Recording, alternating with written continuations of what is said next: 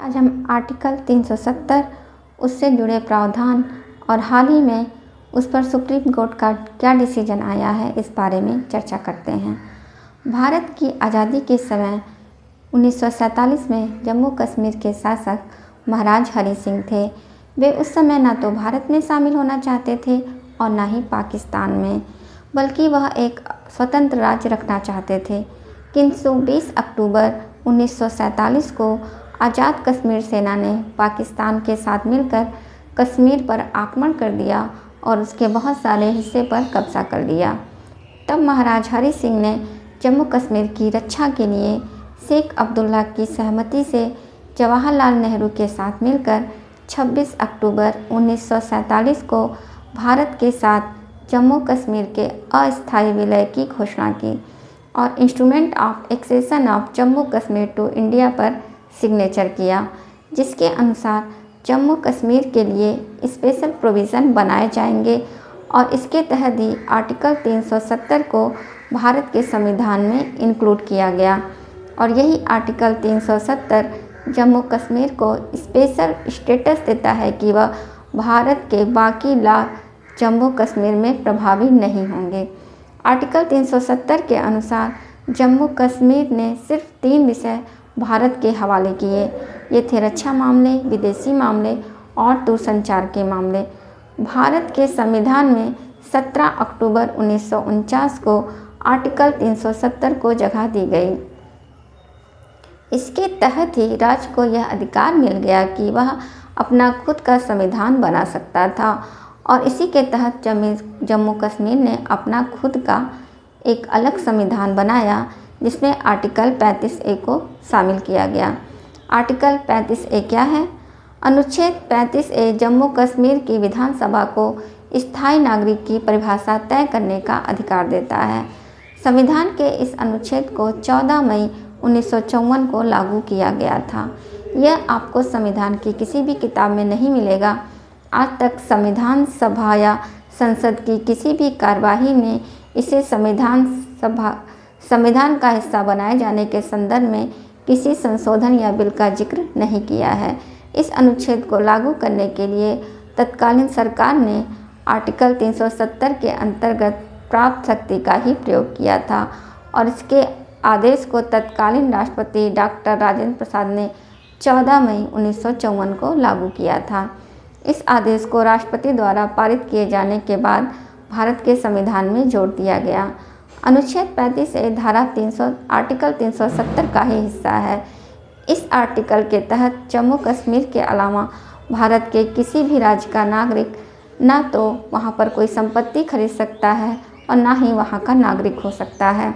इस धारा के अनुसार जम्मू कश्मीर का स्थायी नागरिक वही व्यक्ति बन सकता है जो 14 मई 1954 को राज्य का नागरिक रहा हो या उसके पहले के 10 वर्षों से राज्य में रह रहा हो, साथ ही उसने वहाँ की संपत्ति भी हासिल कर ली हो। इसके साथ ही साथ जम्मू कश्मीर की कोई लड़की यदि अन्य राज्य के लड़के से शादी करती है तो उसके सारे अधिकार समाप्त हो जाते हैं। साथ ही साथ उसके बच्चों को भी वहाँ किसी प्रकार का कोई अधिकार नहीं मिलता।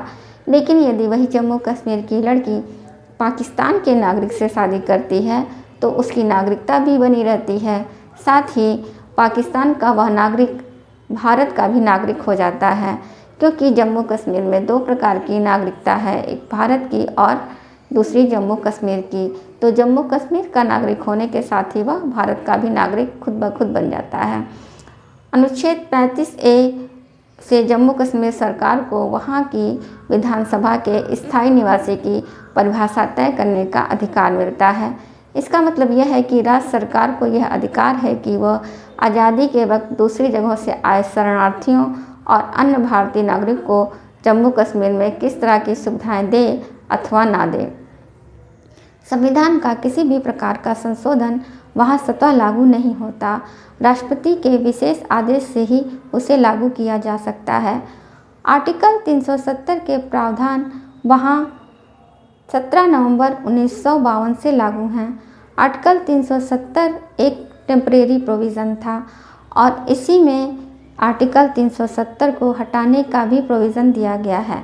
इसके लिए प्रेसिडेंट चाहे तो एक पब्लिक नोटिफिकेशन जारी कर यह कह सकते हैं कि अब यह आर्टिकल 370 जम्मू कश्मीर में लागू नहीं रहेगा, पर यह पब्लिक ऑर्डर निकालने से पहले उन्हें जम्मू कश्मीर की संवैधानिक सभा कॉन्स्टिट्यूशनल असेंबली से सहमति लेनी पड़ेगी और ये संवैधानिक सभा 1957 में ही डिसॉल्व हो गई थी।